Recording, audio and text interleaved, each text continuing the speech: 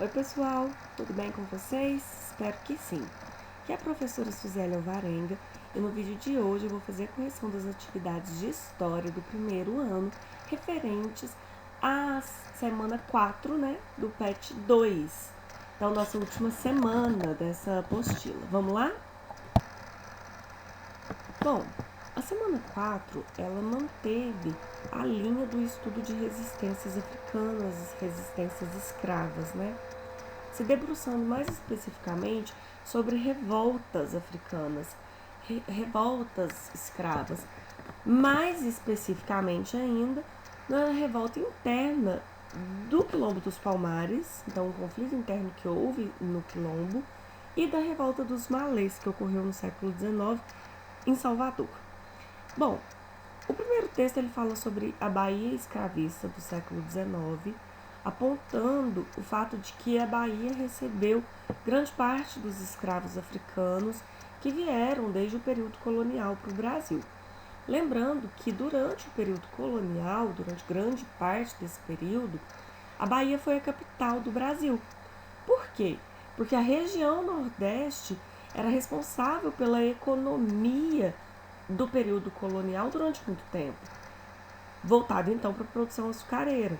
Contudo, quando a economia brasileira se volta para a exploração aurífera, a capital do Brasil foi transferida para o Rio de Janeiro, que estaria mais próximo da região das minas. Então, o controle sobre essa exploração seria maior, a região das minas estava próxima do Rio de Janeiro, então dos portos do Rio de Janeiro, dos portos de São Paulo, o que facilitaria então o transporte do ouro para esses portos, havendo uma fiscalização maior, tudo mais. Enfim, a Bahia, por ter sido capital do Brasil e por estar na região açucareira, tão importante no período colonial, acabou recebendo muitos escravos africanos e dentre os principais grupos da capitania e depois da província baiana, os principais grupos africanos eram os nagôs, também chamados de iorubás, e os haussás. Esses povos, eles tinham históricos de envolvimento com guerra, então eles eram povos guerreiros e obviamente eles não iam aceitar tão facilmente a imposição escravista que estava havendo para eles. Então eles iam se revoltar contra a escravidão e iam se revoltar também contra a aculturação sofrida. Por quê? Porque eles estavam sendo obrigados a se batizarem, por assim dizer, a serem convertidos ao cristianismo. Dentre algumas revoltas que se destacaram, já em 1807 tinha ocorrido então uma revolta escrava, onde eles atacaram as igrejas católicas e as imagens. Então já é uma reação à imposição de outra religião, E eles queriam instalar o islamismo, ou seja, a religião muçulmana em Salvador. Em 1835 aconteceu uma revolta do mesmo tipo, que foi a revolta dos Malês, que além de buscar a sua liberdade como homens, no caso homens, mulheres, uma liberdade pessoal, a liberdade intrínseca, a liberdade natural ao ser humano, eles também buscavam sua liberdade religiosa. Já o texto 2, ele está falando basicamente dos participantes da revolta dos Malês. Então, lembrando, foi uma revolta planejada, programada para ocorrer do dia 24 para o dia 25 de janeiro de 1835 e participaram dessa revolta apenas escravos africanos e os seus descendentes. Então, foi uma revolta muito específica desses escravos, tá bom? Lembrando que os escravos ocupavam uma porcentagem muito alta dentro da sociedade baiana. Eles eram 40% da população de Salvador. Então, eles eram maioria, enquanto os brancos eram minoria.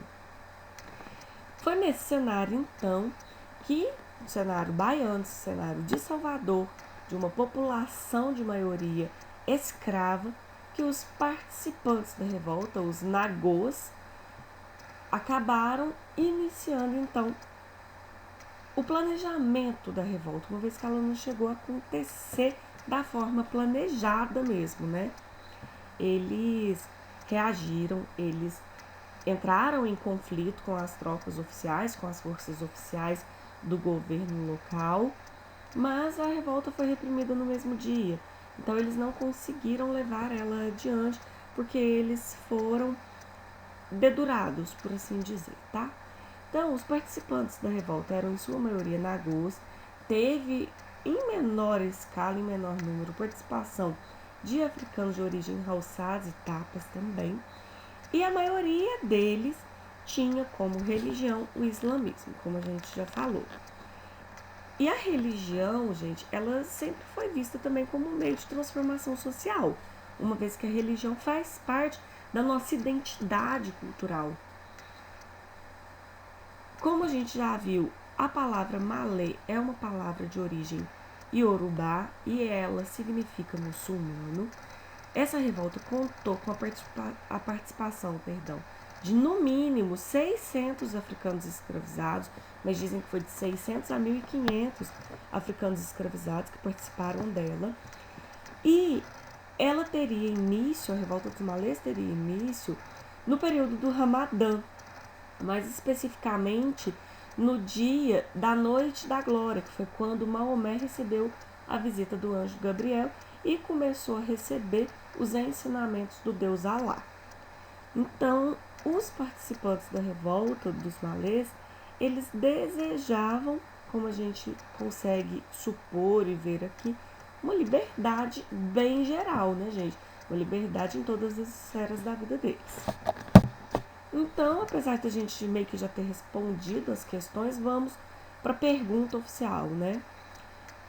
De acordo com os textos, responda as perguntas. Letra A. O que pode justificar a revolta dos malês no estado da Bahia, naquela época, então, província da Bahia, no início do século XIX? O caráter guerreiro dos escravos envolvidos nessa revolta e o seu desejo de liberdade. Liberdade, tanto no que diz respeito ao fim da escravidão, eles não queriam mais ser escravos, eles queriam ser donos de si próprios, e liberdade religiosa também. Eles queriam o direito de professarem sua fé, no caso, a fé muçulmana. Então, esse desejo e esse caráter guerreiro dos escravos geraram revoltas perante as péssimas condições de vida, de trabalho a que eles eram submetidos e a imposição de uma nova fé também, no caso, a fé cristã. Letra B. Explique a revolta dos malês com indícios de religiosidade envolvidas nesse conflito. Como que a gente pode relacionar a revolta com a religião deles? Bom, gente, o nome da revolta já é uma referência à religião deles, uma vez que Malê em Yorubá significa muçulmano, e o fato de que o início do levante, o início da revolta, foi marcado para o dia em que Maomé recebeu a visita do anjo Gabriel, revelando os ensinamentos de Alá. Ensinamentos esses reunidos no livro sagrado, o Alcorão ou apenas Corão. Os malês, então, como a gente já falou aqui, eles reagiram contra a escravidão e contra a imposição do cristianismo, que tolhiam, que impediam eles de manterem a sua identidade cultural, a sua forma de viver e a sua religião própria. Aqui eu trouxe algumas imagens, então, para representar a luta dos malês e, ao mesmo tempo, a sua religiosidade. Então, a primeira imagem mostra eles orando, né, ao seu Deus. Então, ali eles, com certeza, virados para onde faz referência a Meca, ali com colares de búzios também, que os búzios eram usados em sentido de proteção, afinal representava a força dos mares, estando relacionados aos orixás que eles tanto acreditavam, né, aos deuses que eles acreditavam. E as duas imagens de baixo, a luta deles, eles vestidos de branco, que já é uma vestimenta muçulmana, e eles lutando por essa liberdade que eles tanto desejavam. na atividade 2 traz para a gente um texto sobre Zumbi e a Guerra de Palmares. Um texto esse que fala, mais ou menos, de forma bem superficial, desde o início do quilombo dos Palmares, falando que esse quilombo foi formado durante a invasão holandesa à capitania de Pernambuco. O território onde o quilombo dos Palmares foi erguido, ele estaria aí no território então de Pernambuco, mas hoje em dia é estado de Alagoas, né, na Serra da Barriga. E a palavra quilombo tem origem banta, segundo esse texto aqui, a gente já viu que o significado na semana anterior, e que significa acampamento ou fortaleza. Então, mais uma vez, a gente vê falando que o quilombo chegou a possuir 10 mocambos, chegou a ter aproximadamente 20 a 25 mil quilombolas. Esse povo vivia da caça, da coleta, da agricultura essa principalmente do milho, do feijão, em um sistema de trabalho cooperativo, ou seja, todos cooperavam para a subsistência local. E que, além desse trabalho coletivo, eles também sobreviviam do que eles vendiam, do seu excedente agrícola, ou seja, do que sobrava, do que eles produziam, e também dos roubos, dos ataques aos engenhos, onde eles roubavam outros alimentos, roubavam armas, roubavam dinheiro, né? E que eles também roubavam escravos, em especial mulheres. Por que mulheres?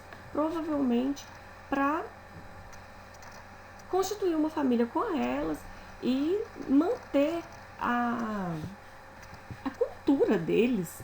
Então, gerar filhos para uma manutenção da cultura deles.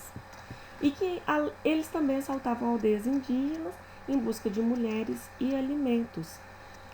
Quando a gente fala que eles roubavam escravos e logo abaixo fala que os líderes também possuíam escravos, a gente tem que lembrar que antes da escravidão negra, da escravidão como um caráter mercantil, financeiro mesmo, um meio de enriquecimento, a África já tinha escravos. E eu até falei para vocês que a escravidão na África era uma questão cultural. Então, assim, os inimigos escravizavam pessoas de aldeias inimigas, né? Eles também sequestravam pessoas inimigas e transformavam elas escravas. Várias pessoas eram escravizadas em troca de alimentos para meio que salvar, por assim dizer, sua aldeia, né? Tirando ela da fome. Então já era uma questão cultural que fazia parte deles. Então era uma escravidão diferente da que eles estavam submetidos no Brasil. Então, quando eles roubavam escravos e possuíam escravos, era mais nesse aspecto cultural e não no aspecto financeiro, igual existia aqui, tá bom? Finalizando aqui o texto, então, esse texto fala pra gente sobre o acordo que o Ganga Zumba, então líder do Quilombo dos Palmares, fez com o governador de Pernambuco em 1678, onde eles assumiram um período de paz entre o quilombo e o governo. Então não haveria tentativas de ataque ao quilombo, mais tentativas de destruição ao quilombo, desde que o Ganga Zumba garantisse que eles iam respeitar essa paz e que eles não iam receber escravos fugidos mais e que eles teriam a partir dali até um local legalizado para viver. Então, que as coisas iam ficar do jeito que estavam. Eles não iam mais aumentar a população através do recebimento de novos escravos, através da recepção de novos escravos. Acontece que grande parte da população do quilombo não aceitou esse acordo e enxergou no Ganga Zumba um traidor. Como que você faz um acordo com o nosso inimigo? Então, o Ganga Zumba acaba sendo assassinado e o Quilombo dos Palmares passou a ser liderado por Zumbi. Isso não durou muito tempo, porque Em 1695, um grupo de bandeirantes acabou chegando ao quilombo e conseguindo atacar o quilombo, destruindo ele. E o Zumbi dos Palmares fugiu junto com outros escravos, mas ele foi capturado e no dia 20 de novembro de 1695 ele foi assassinado.